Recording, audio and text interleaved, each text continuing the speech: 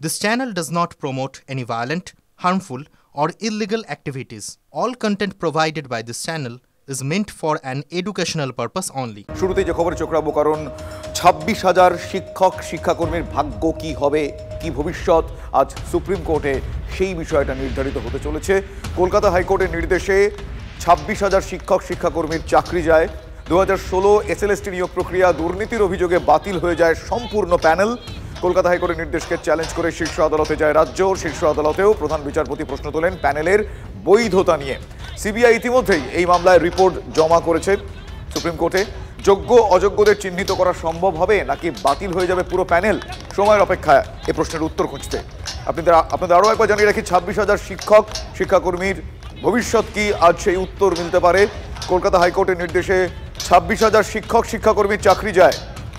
তার কারণ 2016 এসএলএসটি নিয়োগ প্রক্রিয়ায় দুর্নীতির অভিযোগে সম্পূর্ণ প্যানেল বাতিল হয়ে যায়। ফলে যোগ্য অযোগ্য কলকাতা হাইকোর্টের নির্দেশকে চ্যালেঞ্জ করে আবার শীর্ষ আদালতে যায় রাজ্য।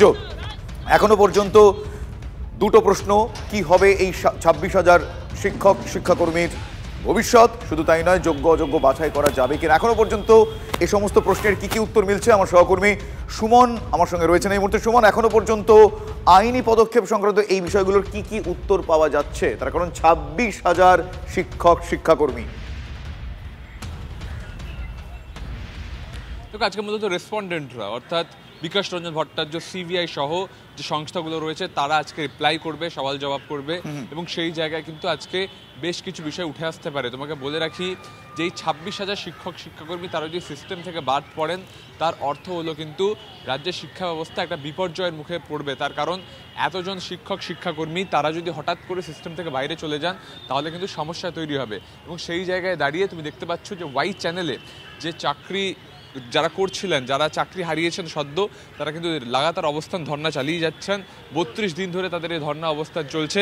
তবে যেটা তোমাকে বলার, যে আজকে আর কিছুক্ষণের মধ্যে কিন্তু সুপ্রিম কোর্টে শুনানি শুরু হবে। বেলা 2টোয় এই শুনানি শুরু হওয়ার কথা, ঘড়ির কাঁটা বলছে এখন 2টো বাজে। কিছুক্ষণের মধ্যে কিন্তু এই শুনানি পর্ব শুরু হবে, এবং সেখানে যদি পৃথকীকরণের কোনো পন্থা বেরিয়ে না আসে, তাহলে কিন্তু পুরো প্যানেল বাতিল হয়ে যাবে। অর্থাৎ 26,000 শিক্ষক শিক্ষাকর্মী তারা কিন্তু চাকরি হারাবেন, যেটা কিন্তু নিঃসন্দেহে রাজ্যের কাছে একটা চরম বিপদের জায়গা হবে। সেই জায়গায় রাজ্য, এসএসসি, মধ্যশিক্ষা পর্ষদ প্রত্যেকে মিলে কিভাবে এই বিপর্যয়কে ঠেকান, নাকি পুরো একেবারে এই ডালমে সবকুচ কালা হয় বলার মতনই বিচারপতি পুরো প্যানেল বাতিল করে দেন, সেদিকে নজর রাখতে হবে। একদমই সুমন, তুমি যেরকমটা বললে, খুব স্বাভাবিকভাবেই এই পুরো প্যানেল যদি বাতিল হয়ে যায়, তাহলে শিক্ষা ব্যবস্থা কতটা ভঙ্গুর সিচুয়েশন তৈরি হবে তার বলার অপেক্ষা রাখে না। আপাতত তোমায় ধন্যবাদ জানাই, আমি আপডেট নেব, কিন্তু কিছুক্ষণ আগে যারা অবস্থানে আছে তাদের সাথে তোমারই কথা হয়েছিল, আমি একবার দর্শকদের শোনাই তারা কি বলেছেন। আমরা আশাবাদী যে সিবিআই এতদিন ধরে যে তদন্ত করেছে এবং সেই তদন্ত রিপোর্টে যা উঠে এসছে, সিবিআই সেটা লিখিত আকারে সাবমিশন করেছে, এবং আমরা আশাবাদী সিবিআই আমাদের পক্ষে সওয়াল করবেন, এবং সিবিআইয়ের আইনজীবী এটা বলবেন যে যে সমস্ত অযোগ্যরা বা যারা অবৈধভাবে চাকরি পেয়েছে তারা অলরেডি সিবিআই দ্বারা সেগ্রিগেটেড। টেকনিক্যালি দেখতে গেলে আমরা 32 দিন এখানে পড়ে আছি। তো আমাদের দাবি মূল একটাই, যে আমরা বৈধভাবে চাকরি পেয়েছি, স্বচ্ছভাবে চাকরি পেয়েছি, চাকরি পাওয়ার জন্য আমাদের 1 টাকাও পর্যন্ত কাউকে দিতে হয়নি। কিন্তু আজকের আমাদের যে অবস্থায় দাঁড় করিয়েছে, সেখানে চাকরি বাঁচানোর জন্য আমাদের কোটি কোটি টাকা চলে যাচ্ছে।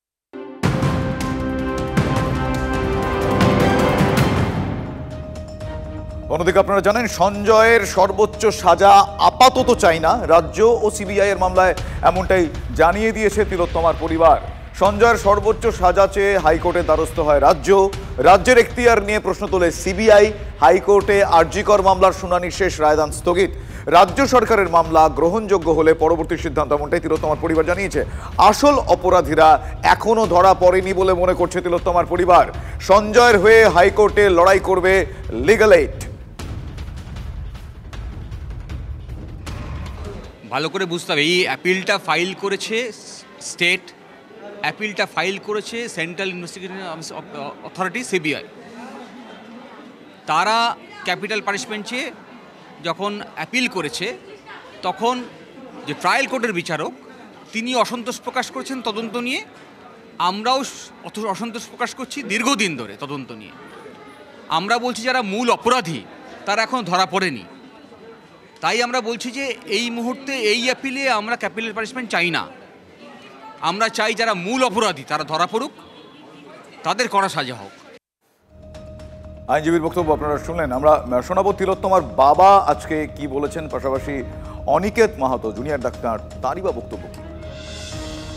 প্রেসিডেন্ট, আমরা কোনো হাইকোর্টে কী ধরনের মামলা যে কে কী পিটিশন করেছে আমরা আজ পর্যন্ত সার্ভিস কপি পাই। সংবাদ মাধ্যমের খবরের মাধ্যমে এসেছি এবং আমরা কি হয় কোর্টে একটা টেনশনে আছি, সেটা দেখাতে আমরা চাইছি যারা যারা এই ঘটনার সঙ্গে জড়িত সবাই সামনে আসুক, সবাইকে তদন্তের আওতায় এনে বিচার ব্যবস্থার আওতায় এনে চরম শাস্তি দেওয়া। আমরা যেটা যেতে চাইছি সেটা হচ্ছে যে সঞ্জয়ের সাথে আর কারা, সাপ্লিমেন্টারি চার্জশিট কবে দেওয়া হবে, অভিযুক্ত সঞ্জীব ঘোষ এবং তালা থানার ওসি অভিজিৎ মন্ডল তারা এখনো জামিনে মুক্ত কেন, তাদের বিরুদ্ধে ক্রিমিনাল প্রসিডিং কবে শুরু হবে, এবং হাইকোর্ট মাননীয় বিচারপতি অনির্বাণ দাস মহাশয় যে অবজারভেশন গুলো রেখেছেন যে পুলিশি এবং হচ্ছে যে হসপিটাল কর্তৃপক্ষের উপর, সেই নিয়ে ইনভেস্টিগেশন কবে শুরু হবে, তাদেরকে কবে অ্যারেস্ট করা হবে, এই নিয়ে যাবতীয় তদন্ত কি, তদন্তের গতি প্রকৃতি কি, এইটা আমরা মনে করি যে এই মুহূর্তের সবচেয়ে গুরুত্বপূর্ণ বিষয় 9 আগস্টের ঘটনাকে কেন্দ্র করে। ফিরহাদ হাকিম, কুণাল ঘোষ তারা কি বলেছিলেন আপনাদের নিশ্চয়ই মনে আছে। এবার কল্যাণ বন্দ্যোপাধ্যায় আবারও তিলোত্তমার পরিবারকে নিশানা আরও একজন তৃণমূল কংগ্রেস নেতার। কি বলছেন কল্যাণ? তিনি বলছেন রাজনীতি করছেন তিলোত্তমার বাড়ির লোকজনকে উদ্দেশ্য করে, ঠিক এমনটাই বলেছেন সাংসদ কল্যাণ বন্দ্যোপাধ্যায়। কি বলেছেন তিনি শোনাই আপনাদের। আজকে উনি চাইলেন না, তার মানে উনি কি চাইছেন যে এরকম তাহলে ডেথ সেন্টেন্স হবে না? অন্য মহিলাদের ক্ষেত্রে যদি রেপ করে খুন করে তাহলে তাদের সেই দোষীদের মৃত্যুদণ্ড দেওয়া হবে না, এটাই উনি চাইছেন। যেহেতু ওনার মেয়ে রেপ হয়ে মারা গেছেন বলে অন্য মেয়েদের ক্ষেত্রে যদি এরকম কোনো ঘটনা ঘটে তাহলে তাদের সেই আসামিদের খুনিদের খুন করা ডেথ সেন্টেন্স হবে না মনে হচ্ছে। আসলে ওনাদের এখন রাজনীতির মধ্যে ঢুকে গেছে, এটা নিয়ে ওনারা খুব ভালো রাজনীতি করতে শিখেছে। I am sorry to say, কিন্তু নাও দে আর ইন পলিটিক্স, কমপ্লিটলি পলিটিক্স। বিকাশ ভট্টাচার্যের কথা আর ওনাদের কথা এক হয়ে গেল। তৃণমূল সাংসদ কল্যাণ বন্দ্যোপাধ্যায় তিনি বলছেন যে তিলোত্তমার জন্য দেশ গর্জে উঠেছে, তার বাবা মা রাজনীতিতে ঢুকে গিয়েছে। এর আগে ফিরহাদ হাকিম কি বলেছিলেন সেটাও শোনা দরকার এই মুহূর্তে। আরো একবার শুনুন আপনাদের। উনি কি দেখেন, আমরা অত্যন্ত সহানুভূতি ওনার প্রতি। ওনার মেয়ে এরকমভাবে মারা গেছে, আমরা সবাই তার প্রতিবাদ করছি এবং আমরা সবাই ফাঁসির সাজা চাই যে খুনি তাকে। কিন্তু তার মানে ওনার পুত্রীর শোকে এমন কিছু বলা উচিত না যেটা ওনার এখতিয়ারের মধ্যে পড়ে না। উনি এখন হয়ে গেছেন যাদের পাল্লায় পড়েছেন, এবার ওনারা পলিটিক্স করছেন তাকে নিয়ে, এটা ঠিক না। মুখ্যমন্ত্রী ওনার দয়ায় বা যে দলগুলো রয়েছেন লেফটিস্ট তাদের দয়ায় কিন্তু মুখ্যমন্ত্রী পদে ওখানে বসে নেই। মুখ্যমন্ত্রী বসে আছে, বাংলার মানুষ চেয়েছেন তাই ওই চেয়ারে বসে আছেন, কারোর দয়ায় বসে নেই, বাংলার মানুষের সমর্থন নিয়ে বসে আছেন। এবং আমি আবার ওনাকে বলবো যে আপনি আপনার এখতিয়ারের মধ্যে থাকুন, নিশ্চিতভাবে ন্যায় চাইেন, এবং আমিও অত্যন্ত দুঃখিত সিবিআই যেভাবে করেছে। কিন্তু তার মানে এই নয় যে আপনাকে দিয়ে যা বলাবে আপনি তাই বলবেন, এটাতে আপনার নিজের যে মানুষের যে সহানুভূতি আপনার উপরে সেটা নষ্ট হয়ে যাবে। ফিরহাদ হাকিম তিনি বললেন এখতিয়ারের কথা, পাশাপাশি তিনি তার বক্তব্যে লেফটিস্ট বাম রাজনৈতিক দলগুলোর কথা উল্লেখ করলেন। আবার কল্যাণ বন্দ্যোপাধ্যায় যখন বলছেন আজকের এই বিষয়টি জানার পর, তিনি কিন্তু আজকে তার যে প্রতিক্রিয়া সেখানে তিনি আবার রাজনীতির কথা বলছেন। আরো একবার আপনাদের শোনাই কল্যাণ বন্দ্যোপাধ্যায় আজ কি বলেছেন এক্স্যাক্টলি। আজকে উনি চাইলেন না, তার মানে উনি কি চাইছেন যে এরকম তাহলে ডেথ সেন্টেন্স হবে না? অন্য মহিলাদের ক্ষেত্রে যদি রেপ করে খুন করে তাহলে তাদের সেই দোষীদের মৃত্যুদণ্ড দেওয়া হবে না, এটাই উনি চাইছেন। যেহেতু ওনার মেয়ে রেপ হয়ে মারা গেছেন বলে অন্য মেয়েদের ক্ষেত্রে যদি এরকম কোনো ঘটনা ঘটে তাহলে তাদের সেই আসামিদের খুনিদের খুন করা ডেথ সেন্টেন্স হবে না মনে হচ্ছে। আসলে ওনাদের এখন রাজনীতির মধ্যে ঢুকে গেছে, এটা নিয়ে ওনারা খুব ভালো রাজনীতি করতে শিখেছে। I am sorry to say, কিন্তু নাও দে আর ইন পলিটিক্স, কমপ্লিটলি পলিটিক্স। বিকাশ ভট্টাচার্যের কথা আর ওনাদের কথা এক হয়ে গেল। কল্যাণ বন্দ্যোপাধ্যায় তিনি কি বললেন সেটা আপনাদের শোনাম, কিন্তু এখতিয়ারের কথা বলেছেন ফিরহাদ হাকিম। ঠিক তার উত্তরে সে প্রশ্ন করায় তিলোত্তমার বাবা কি বলছেন সেটা এবার শোনাব। উনি শিয়ালদা কোর্টের রায়ের কপিটা ভালো করে পড়ে আমার বিরুদ্ধে যা বলার বলবে। এখতিয়ারের মধ্যে আছি না এখতিয়ারের মধ্যে নেই, এবং এটাও বলবো ওনার যদি কোনো সুবিবেচনা থাকে আমাকে দেওয়ার প্রয়োজন পড়ে উনি আসুন, আমাকে সুবিবেচনা দিন আমার মেয়ের বিচার পাওয়ার জন্য। উনি আমার মেয়ের মৃত্যুর জন্য খুবই দুঃখিত, সেজন্য আমি ওনার কাছে কৃতজ্ঞ, এবং উনি যদি কোনো আমার মেয়ের বিচার পাওয়ার জন্য কোনো যদি পরামর্শ দেন অবশ্যই আমি সেটা গ্রহণ করি।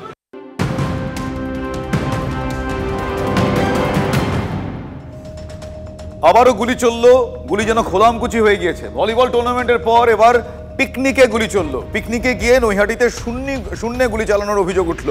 2 অভিযুক্তকে ইতিমধ্যে গ্রেফতার করেছে পুলিশ। ধৃতদের কাছ থেকে উদ্ধার হয়েছে 7mm পিস্তল। মজার ছলেই গুলি চালিয়েছে বলে জেরায় জানিয়েছে ধৃতরা, এমনটা দাবি পুলিশ সূত্রে। আমার সহকর্মী অনন্ত গোটা বিষয়টা তারা নাকি মজার ছলে করেছে বলে জানিয়েছে পুলিশ সূত্রের দাবি। মজার ছলে গুলি চালানো যায় এমন একটা আবহ এ রাজ্যে তারা পাচ্ছে কোথা থেকে, আর কি কি জানা যাচ্ছে? দেখো, একদমই এই যে প্রদীপ বর্মন এবং সুরজিৎ হালদার গতকাল ভবাগাছিতে তারা যে পিকনিক করছিল, তারা যে গুলি চালিয়েছে সেই বন্দুকটা হচ্ছে 7mm পিস্তল।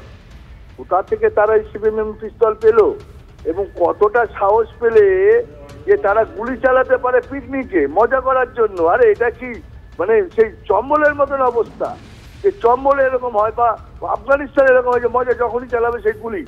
আর এই গুলির ঘটনা শিবদাসপুরেই একটা নয়, আর এর আগে নিজের সার্ভিস। আমি স্পেসিফিক্যালি জানতে চাইবো যে এই যে মজার ছলে যারা গুলি চালিয়েছে বলে জানা যাচ্ছে, এরা কারা, এদের পরিচয় কি, এদের কাছে 7mm পিস্তল আসছে কোথা থেকে, কি কারণে ছিল, এইগুলো বলো একটু প্লিজ। দেখো, এরা ইলেকট্রিকের ব্যবসায়ী, ইলেকট্রিকের সরঞ্জাম বিক্রি করে। সুরজিৎ হালদার এবং প্রদীপ বর্মন এরা ইলেকট্রিকের ব্যবসায়ী। গতকাল 26শে জানুয়ারি উপলক্ষে ভবাগাছিতে একটি বাগানে তারা পিকনিক করছিল। সেই পিকনিক চলাকালীন তারা গুলি চালায়, গানের তালে তালে গুলি চালায়। যারা প্রত্যক্ষদর্শীরা যারা দেখেছে গুলির আওয়াজ পেয়েছে, এরপর অভিযোগ পেয়ে পুলিশ ছুটে গেছে, তাদেরকে সঙ্গে সঙ্গে গ্রেপ্তার করেছে এবং কোথা থেকেই পিস্তল তারা পেল পুলিশ সেটা তদন্ত করে দেখছে।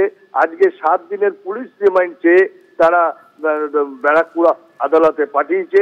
তাদেরকে নিয়ে এসে জেরা করে এইবার পুরোটা থেকে আমরা আশা রাখবো জেরা করে জানতে পারা যাবে মজার ছলে তারা গুলি চালিয়েছেন বলে এখনো পর্যন্ত তারাই স্বীকার করেছেন, কিন্তু মজার ছলে পিস্তল তাদের কাছে কেন আসলো, কি কারণে মজার ছলে এ রাজ্যে গুলি চালিয়ে দেওয়া যায়, এই প্রশ্নগুলো উত্তর সময়ের অপেক্ষা। আমরা অবশ্যই সে অপেক্ষায় থাকবো। এই মুহূর্তে আমাদের সঙ্গে টেলিফোন লাইনে রয়েছেন বিজেপি নেতা সজল ঘোষ। সজলবাবু, মালদার পর নৈহাটি, মজার ছলে নাকি এখন গুলি চালানো হচ্ছে পিকনিকের শুভারম্ভ করতে, কি বলবেন? বন্দুকটা লাইসেন্স ছিল না আনলাইসেন্স এখনো জানতে পারা যায়নি। তাদের কাছে 7mm পিস্তল আসলো কি করে? এরা দুজন ইলেকট্রিকের সরঞ্জাম বিক্রি করতেন বলে জানতে পারা যাচ্ছে। না, যদি 7mm পিস্তল হয় হ্যাঁ তাহলে এটা অবশ্যই বেআইনি, কারণ ওটা সিভিলের জন্য নয়। ওই এটা যদি তাহলে সিভিলের জন্য নয়, তাহলে এটা অবশ্যই বেআইনি। এবং মজার ছলে এরা খুন করে দিচ্ছে, মজার ছলে এরা রেপ করে দিচ্ছে, মজার ছলে এরা গুলিও ছুটছে। পশ্চিমবঙ্গে গুলিটা নিয়ে মজা হয়। এবার দিওয়ালিতে লোকে আর পটকা ফাটাবে না। আমি যা দেখতে পাচ্ছি 2-5 বছর থাকলে এরা দিওয়ালিতে ওই যেমন তালিবানে দেখেন না AK-47 আকাশে ধর করে ফায়ার করছে, এবার তাই হবে এখানে। পশ্চিমবঙ্গ থেকে যদি এদের তাড়াতে না পারেন কটা খবর করবেন? লোকে মালদার খবরটা মন দিয়ে দেখবে, তারপর নৈহাটি বল আগেরকার খবর। আপনি দেখুন এরা তৃণমূলের সঙ্গে কানেক্টেড। এর আগে তৃণমূলের নেতার ছেলেরা হাতে পিস্তল নিয়ে পোজ দিয়ে ফেসবুকে তারা ছবি ছেড়েছে। আপনি বলতে পারেন তারপরেও এই নিয়ে এরা মজা করবে না? মানুষের জীবন নিয়ে এরা মজা করবে না? সত্যি খুব ভয়াবহ পরিস্থিতি। ধন্যবাদ সজল বাবু। বিজেপি নেতা সজল ঘোষ আমাদের সঙ্গে ছিলেন। এই মুহূর্তে সৌম্য আইচ রায় কংগ্রেস নেতা আমার সঙ্গে টেলিফোন লাইনে রয়েছেন। সৌম্যবাবু, মজার ছলে এরা নাকি এইভাবে পিকনিকে গুলি ছুড়ে দিচ্ছে, মালদার ক্ষেত্রে আমরা দেখলাম, তো এদের মজা দেখাতে পারছে না কেন পুলিশ প্রশাসন, আপনার কি মনে হয়? তার কারণ এরা হচ্ছে রত্ন, এরা তৃণমূলের রত্ন। এই দুষ্কৃত এখনো জানতে পারা যায়নি এরা তৃণমূলের সঙ্গে যুক্ত কিনা। আপনি খবর নেবেন, আরো বেশি যখন তথ্য নিন দেখবেন খবর পাবেন। অত হিম্মত কারোর হবে নাকি অন্য কোনো দল বা অন্য কোনো দুষ্কৃতকারী, আসলে দুষ্কৃতকারীরা মনে করছে না তাদের সরকার, তো সম্পৃক্তকরণ দলের সাথে না থাকলে, তৃণমূলের সঙ্গে যোগাযোগ না থাকলে এত হিম্মত হয় নাকি? প্রশাসনের নাকের ডগায় মালদায়, প্রশাসনের নাকের ডগায় উত্তর 24 পরগনায় গুলি ছুটছে মজার ছলে, তাহলে মজার ছলে গুলি তারাই ছুটতে পারে যাদের সিনা চওড়া আছে, যাদের মাথার উপরে হাত আছে প্রশাসনের বা দলের বা উভয়ই একসঙ্গে। তো এটা দুষ্কৃতকারীরা মনে করে এটা তাদের সরকার, তারা যা করবে তাই হবে। ফলে এই কিছুই না, এদের দিয়েই তো ভোট হয়, এরাই তো বুথ লুট করে, এরাই তো বুথ ক্যাপচার করে। তো এই গুলি টুলি ছুড়ে ভোট আসছে, এগুলো একটু ওয়ার্ম আপ করছে আর কি। তো ওয়ার্ম আপ করে দেখছে সব ঠিকঠাক আছে, তো তারপরে ভোট লুট করতে হবে, বিরোধী শূন্য করতে হবে। বেশ বেশ, ধন্যবাদ সৌম্যবাবু, ধন্যবাদ আপনার প্রতিক্রিয়ার জন্য।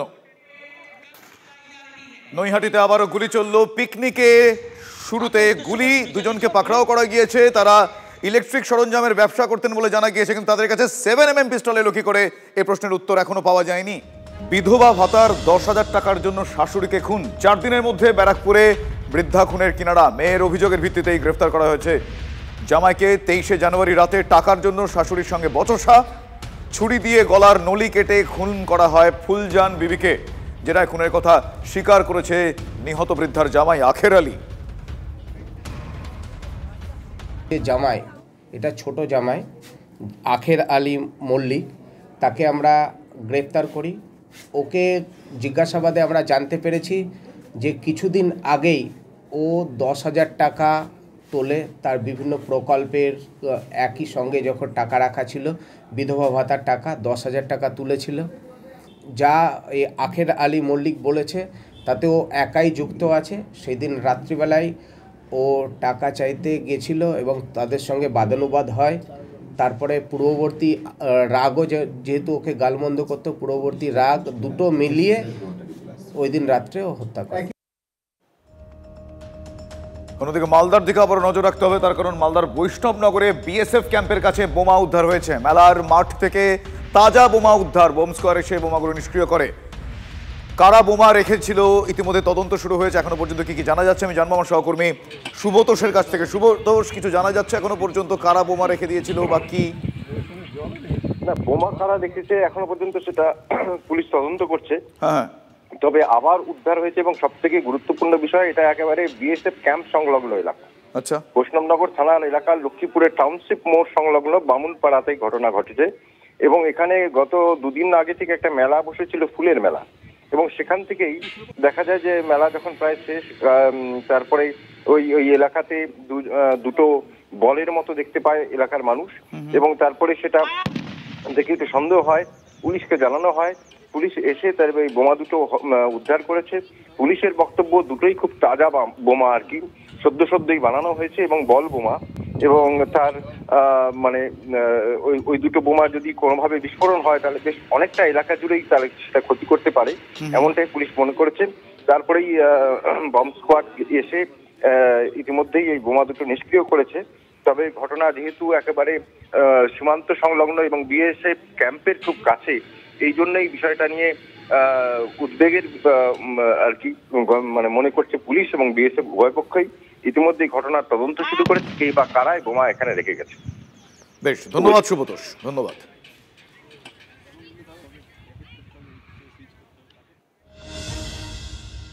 অন্যদিকে আবারও সেই গুরুত্বপূর্ণ খবরের আপডেট আপনাদের জানাবো। আজ সুপ্রিম কোর্টে আপনারা জানেন 26,000 শিক্ষাকর্মীর ভবিষ্যৎ নির্ধারণ হতে চলেছে। কলকাতা হাইকোর্টের নির্দেশে চাকরি যায় প্রায় 26,000 এই শিক্ষাকর্মীর। তার কারণ 2016 এসএলএসটি নিয়োগ প্রক্রিয়ায় দুর্নীতির অভিযোগ ওঠে এবং এই অভিযোগের কারণে সম্পূর্ণ প্যানেল বাতিল হয়ে যায়। কলকাতা হাইকোর্টের নির্দেশকে চ্যালেঞ্জ করে শীর্ষ আদালতে যায় রাজ্য। শীর্ষ আদালতের প্রধান বিচারপতি প্রশ্ন তোলেন প্যানেলের বৈধতা নিয়ে। সিবিআই ইতিমধ্যেই এই মামলায় রিপোর্ট জমা করেছে সুপ্রিম কোর্টে। যোগ্য অযোগ্যদের চিহ্নিত করা সম্ভব হবে কিনা, নাকি বাতিল হয়ে যাবে পুরো প্যানেল, এই মুহূর্তে এই প্রশ্ন অত্যন্ত গুরুত্বপূর্ণ। আমার সহকর্মী সুমনের কাছে আমি জানতে চাইবো, সুমন, এখনো পর্যন্ত কি আপডেট? শুনানি ইতিমধ্যে শুরু হয়ে গিয়েছে আশা করি।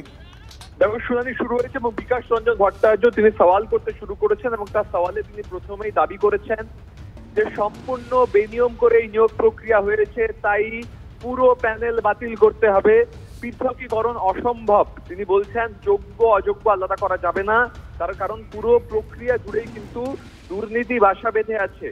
মন্ত্রী কন্যা অর্থাৎ পরেশ অধিকারী কন্যার চাকরি নিয়ে তিনি সরব হয়েছেন, পাশাপাশি তিনি দাবি করেছেন এমন কিছু নিয়োগ হয়েছে যারা কোনো তালিকায় ছিলেন না, যারা কোনো পরীক্ষা দেননি, এবং এসএসসি এদেরকে তো চাকরি থেকে বরখাস্ত করেইনি, বরং রাজ্য সরকার এদেরকে বাঁচাতে অতিরিক্ত শূন্যপদ তৈরি করার প্রস্তাব এনেছে।